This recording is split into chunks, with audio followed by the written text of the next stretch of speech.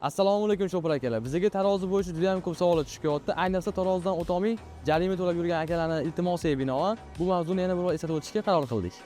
Agar siz tarozi bo'yicha batafsil qonun va talablari bilan tanishib chiqmoqchi bo'lsangiz, videodagi kelgan havolaga kirib, pin qilingan ma'lumotlarimizni tanishib ko'rib chiqishingiz mumkin. Yoki-da bu videoni diqqat bilan tomosha qiling. Hammasini qisqa va tushunarli qilib tushuntirib beramiz. Xabaringlar bor, yuk avtomobillariga butun respublika bo'yicha ko'chma tarozilar qo'yilishi boshladi.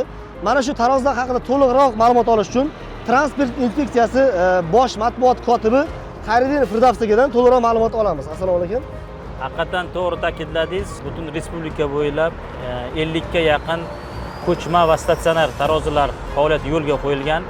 Transport nazorati inspeksiyasi, yo'l harakati xavfsizligi va avtomobil yo'llari qo'mitasi bilan hamkorlikda qo'shma reydlar amalga oshirilyapti. O'zi nima uchun bu tadbirlar amalga oshirilyapti? Avtomobil yo'llari bilasiz, to'lov davlat byudjeti mablag'lari hisobidan moliyalashtiriladi, quriladi, rekonstruksiya qiladi. Ya'ni barchamizning umumiy byudjetning hisob mablag'laridan. Va bu avtomobil yo'llarini sifatli saqlanishiga bir nechta mezonlar bor. O'shalardan bittasi, ya'ni buzilishiga olib keladigan holatlardan biri o'sha yuk avtomobillariga belgilangan me'yorlardan ortiqcha yuk bilan harakatlanish. Shuning uchun O'zbekiston Respublikasi Vazirlar Mahkamasining 2011-yilda 342-sonli qarori qabul qilingan va unda har bitta yuk avtomobillarining o'qiga va umumiy massasiga aniq me'yorlar belgilangan. Ya'ni yakka tartibdagi yuk avtomobillari bu 2 o'qli, 3 o'qli, 4 o'qligacha bo'ladi va 2 o'qliga 18 tonna, 3 o'qliga 26 tonna va 4 o'qliga 32 tonnaga umumiy massa belgilangan. Keling, bo'lmasa hozir boshqa mashinalarda misol tariqasida ko'rsatib bersak haydovchi akalarimizga. Firdavsiyga bu samosavalimiz 2 o'qli samosavalimiz. Bunga qancha olish mumkin? Yakka avtotransport vositasi va 2 o'qli hisoblanadi. Vazirlar Mahkamasi qarorida aniq belgilangan. Umumiy massasi 18 tonnagacha etib belgilangan. Ya'ni deylik shu yuk avtomobilni 7 tonna deb hisoblaydigan bo'lsak, yana 11 tonna yuk ortib, yuqoridagi o'sha nima talabga amal qilgan holati teng taqsimlab yukni, chunki o'qiga 10 tonnadan ortiq bo'lib ketmasligi kerak, orqa o'q ayniqsa. Umumiy massasi 18 tonnagacha ruxsat beriladi. Umumiy vazni yuki bilan 18 tonnagacha bo'lsa ruxsat beriladi.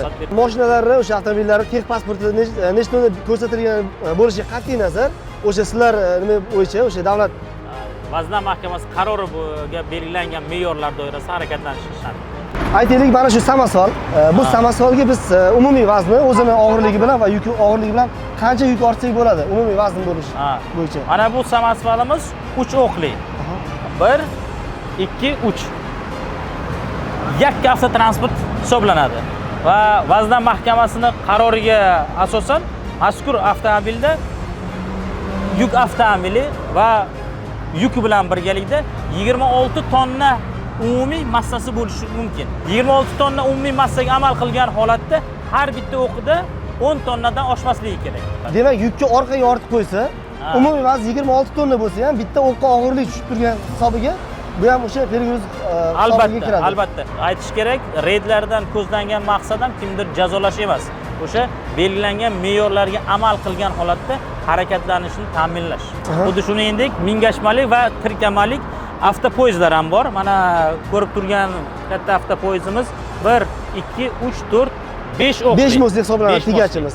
Mana shu yuk avtomobiliga o'zini og'irligi va yuki bilan birga 40 tonna umumiy massa belgilangan. Umumiy vazn 40 tonna bo'lishi kerak. Bu 40 tonna bo'lsa, bu me'yor hisoblanadi. Ya'ni 40 tonnadan oshmasligi kerak. Va xuddi shuningdek, yuqoridagi yakka avtotransportda ta'kidlab o'tganimizdek, bunga ham har bitta o'qiga 10 tonnadan oshirish mumkin emas.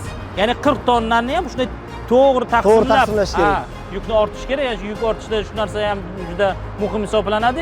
Ya'ni qaysidir o'qiga 15 tonna yoki 12 tonna yuk ortilsa yoki 10 tonnadan oshiq ortilsa, bu ham me'yorni buzilishi hisoblanadi. Tushunarli. Endi Firdavsiyga yana bir savol bor. Ko'pchilik Shopir akalamizga savol tug'ilishi mumkin.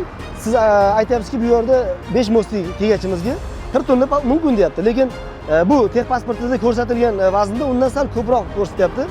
Mana shu masala bo'yicha ham shopirlarga bir tushuncha bersangiz manfaatliroq bo'lardi. Chunki ko'pchilik shopirlarimiz bu siz aytayotgan 40 tonnaga emas, o'zi mashinasini texnik pasportiga qarab nima qilyapti? Mana masalan, har bittamiz haydovchimiz, masalan, yengil avtomobilda ham, deylik, o'sha o'zimizda ishlab chiqarilgan ham, xorijda ham 180, 200, ba'zilarda 240 tezlikgacha berilgan, masalan o'sha speedometrda imkoniyati bor o'sha 200 tezlikgacha yurishga.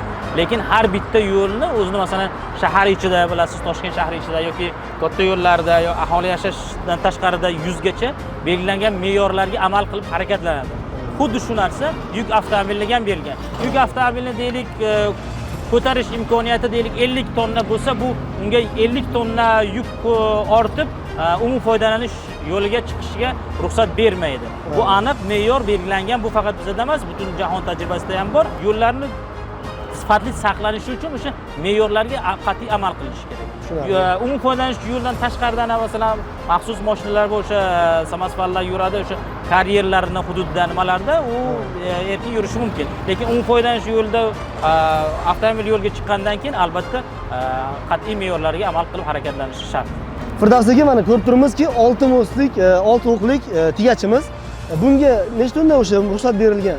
Buni 6 o'qli Vazirlar Mahkamasi qarori bo'yicha 6 va undan ortiq deb ko'rsatilgan. Ya'ni undan ortiq bo'lsa ham 44 tonna umumiy massasi belgilangan. Umumiy vazni yuk bilan 44 tonna. Yuk bilan birgalikda 44 tonna umumiy massa belgilangan va shu 44 tonnadan oshgan holatda harakatlanish bu qoidabuzarlik hisoblanadi.